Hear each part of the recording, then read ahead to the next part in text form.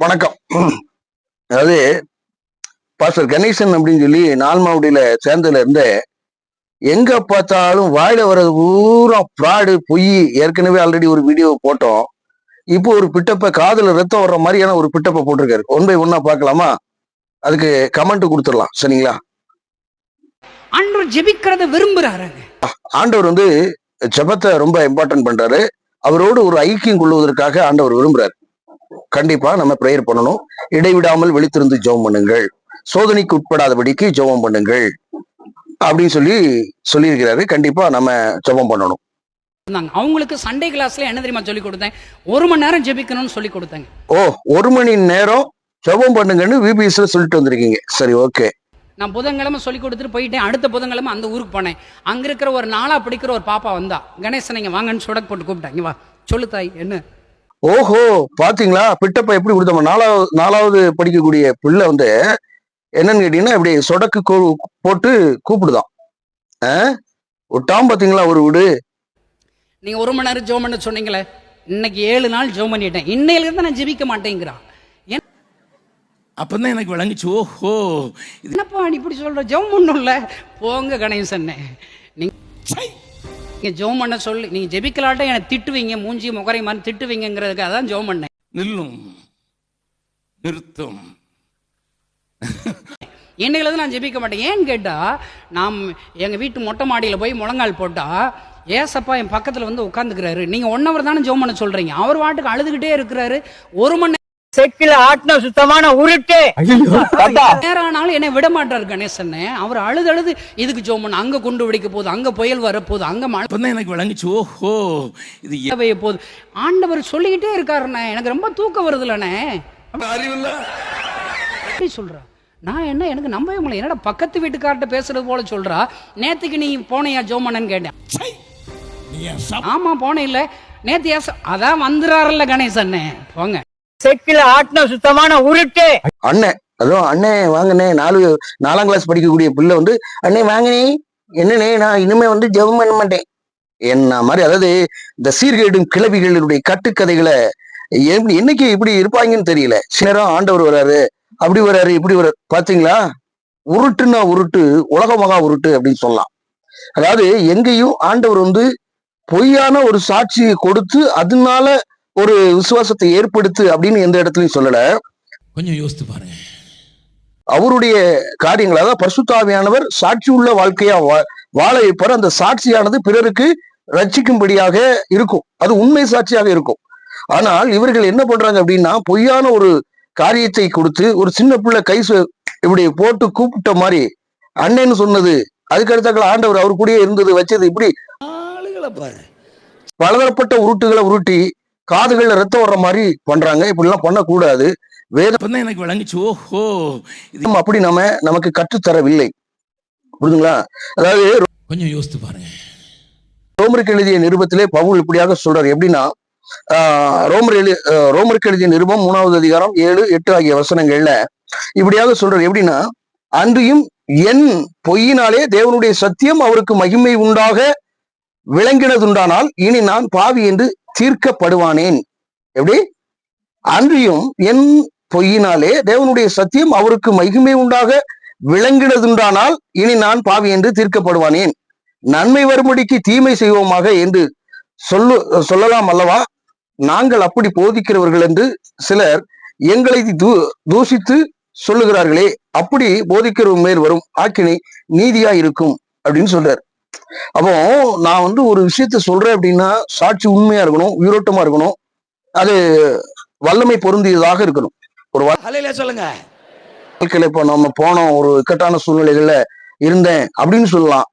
உண்மை சாட்சியை சொல்லணும் அப்படின்னு இருக்கு.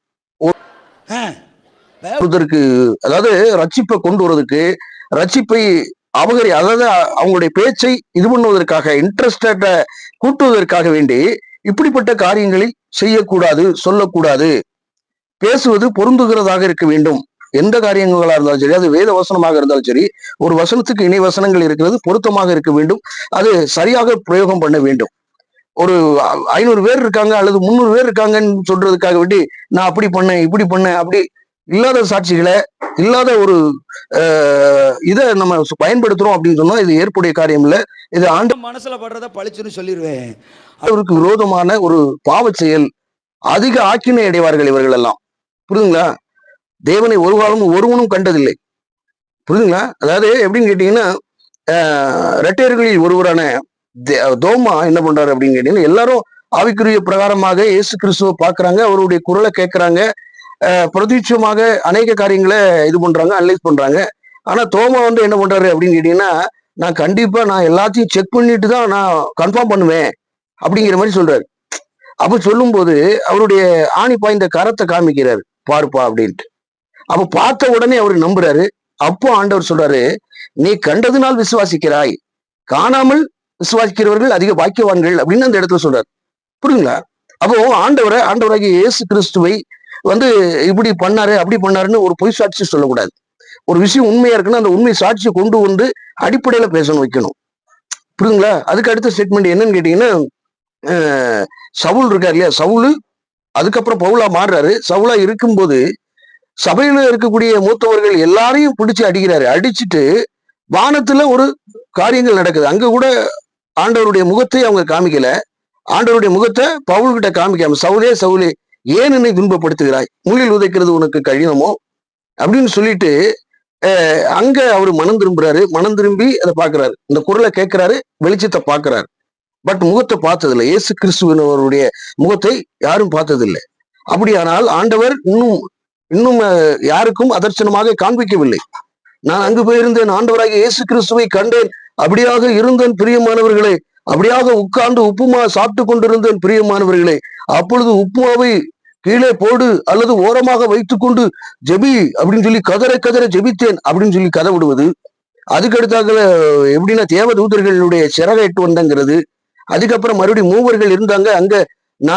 நான் போய் உட்கார்ந்துட்டு ஒரு டிவி ஆரம்பிக்கலாம் என்று ஆண்டவர் சொன்னாரு. அதற்கு கோடிக்கணக்கிலே பணம் தேவை என்று சொன்னேன். உடனே நான் தருவேன், என் மக்கள் வந்து கோடி கோடியாக தருவார்கள் அப்படின்னு சொல்லி உருட்டுறது, பொய் சாட்சிகளை சொல்லுவது, முகமுகமாய் இயேசுவை கண்டேன் அப்படிங்கிறது. கடைசியில பார்த்தா வாயில வர்றது பூரா உருட்டா இருக்கு. முகமுகமாக கர்த்தரை சந்தித்தேன். முகமுகமாக கர்த்தரை சந்திச்சேன்னு அநேக காரியங்கள் சொல்லியிருப்பாரு. கதை விட்டாங்க. ஏகப்பட்ட இந்த மாதிரியான ஒரு கள்ள ஊழியர்கள் எல்லாம் பொய் சாட்சிகளை சொல்றது ஏற்புடைய காரியமே இல்லை. அது ஆகாத செயல், ஆகாத படிப்பினை. உள்ளதை உள்ளதென்றும் இல்லது இல்லதென்று சொல்லுங்கள், அதற்கு மீறி போனால் தீமையில் விழுந்திருக்கும். அப்போ நம்ம உண்மையை கரெக்டா சரியாக பிரயோகம் பண்ணணும். உண்மை சாட்சி தான் எடுபடும், பொய் சாட்சி என்னைக்குமே எடுபடாது. புரியுதுங்களா? To you understand that? கவனத்தில் கவனம் தேவை. புரியுதுங்களா? ரொம்ப கவனமா இருக்க வேண்டிய காலகட்டத்துல இருக்கும். எதையாவது ஒண்ணு சொன்னாங்கன்னா உடனே நம்பிடாதீங்க. ஒரு விஷயம் சொல்றாங்கன்னா அந்த வேற பைபிள் உங்கள்கிட்ட இருக்கு, அந்த பைபிள்ல என்ன சொல்லப்படுகிறது, அவங்க சொல்றது நமக்கு தானா, அது என்ன அடிப்படையில சொல்லப்படுகிறது, அதாவது ஆண்டவருடைய சத்தியம் தானா, புதிய ஏற்பாட்டு முறைமையின்படி புதிய உடன்படிக்கையின்படி இவங்க சொல்றது சரிதானா பாருங்க. நான்லாம் ஒவ்வொன்னே பார்ப்பேன், ஒவ்வொரு விஷயத்தையும் பார்ப்பேன், அவங்க பேசுறது இவங்கெல்லாம் என்ன ஆவி உடையவர்கள் அப்படின்னு. சும்மா அவங்களுடைய இதுல வச்சுக்கிட்டு அவங்க சௌரியத்துக்கு ஏதாவது ஒண்ணு பண்ணுவாங்கிறதுக்காக இருக்கக்கூடாது. பைபிள்ல என்ன குறிப்பிடப்படுது, அவன் சௌரியத்துக்கு அவன் இருப்பாங்க, பேசுவாங்க. பட் பைபிள்ல என்ன இது பண்ணிருக்கு, என்ன எழுதியிருக்கு அப்படின்னு பார்க்கணும். கவனத்தில் கவனம் தேவை. எல்லாரும் அந்நிய பேசுங்கம்பா, எல்லாரும் பேசுறதுக்கு முடியுமா? இது எதுக்காக கொடுக்கப்படுகிறது, அந்த வரமானது எப்படி செயல்படுகிறது அப்படிங்கிறத அனலைஸ் பண்ணணும். ஒவ்வொன்றையும் ஒவ்வொரு எழுத்துக்களாக அனலைஸ் பண்ணி பாருங்க. இப்படி எல்லாம் ஒவ்வொரு விஷயம் சொல்லலாம்னா பிட்டுகளை கேட்கவே கூடாது. இந்த காதை அப்படியே அதெல்லாம் அன்யூசுவல் அப்படிங்கணும், அந்த அன்னெசரி டாக்கிங் அப்படிங்கணும். படித்தவர்கள்லாம் கீழே இருக்கீங்க, எத்தனையோ மக்கள் இருக்கீங்க. அப்போ வந்து பொய் சொல்லானே, பொருந்துற மாதிரி இல்லையே, காதுல ரத்தம் வர்ற மாதிரி இருக்கே அப்படின்னு தெரிய வேண்டாமா உங்களுக்கு? மக்களாகி அதாவது கிரிட்டிசைஸ் பண்ணிட்டா அல்லது ஏதாவது ஒண்ணு பண்ணிட்டு அபிஷேகம் பண்ணப்பட்டவங்கன்னு தாவீது சபையில வச்சு உருட்டுவாங்க. எப்போ அதை மாத்த போறாங்கன்னு தெரியல. ஊழியக்காரர்களை இது பண்ணிட்டா உடனே 4ஆம் 5ஆம் தலைமுறை மட்டும் இதெல்லாம் ஏற்புடைய காரியம் இல்லை. ஆண்டவராகிய இயேசு கிறிஸ்துவே இந்த உலகத்தை ஆசீர்வதிக்கும்படி, நலமானதை ஆசீர்வதிக்கும்படி வந்திருக்கிறாரு. அவனுடைய ஊழியர் என்கிற பேர்ல சில பேர் இப்படி பொய்யான அட்டூழியங்களை பார்க்க வேண்டியது. அவன் ஏதாவது தப்பு பண்ணிட்டா, ஏதாவது இது பண்ணிட்டா வச்சுட்டா உடனே ஐயோ லபோ திபோன்னு சொல்லுவாங்க. இவனுக்குதான் என்னமோ பெரிய இது பண்ண மாதிரி வச்ச மாதிரி பழைய ஏற்பாட்டுல இருக்கக்கூடிய காரியங்களை செய்யறது. இதெல்லாம் எப்படிப்பட்ட காரியங்கள்? கவனத்தில் கவனம் தேவை. கவனமா இருங்க, எச்சரிக்கையா இருங்க. கடைசி நாட்கள் இப்படிப்பட்டவர்கள் இருப்பாங்க, கவனமா இருக்கணும். ஆண்டவர் சொல்லாததை ஒருவன் சொல்வானா அந்த வெளியில இருந்து எடுத்து விடுதான், சொந்தத்தில் எடுத்து விடுறான். பிசாசானவன் தான் சொந்தத்தில் எடுத்து பயன்படுத்தி பேசுவான், சொந்தமா பேசுவான், சொந்தமா அவனுடைய இருதயத்தின் நினைவுகளை அப்படியே வச்சு ஒரு கதை விட்டு அப்படி இன்ட்ரெஸ்டடா பல்ல கட்டிக்கிட்டு இப்படிதான் இருக்கும். சரியா? கவனமா இருங்க. வேறொரு பதில். வணக்கம்.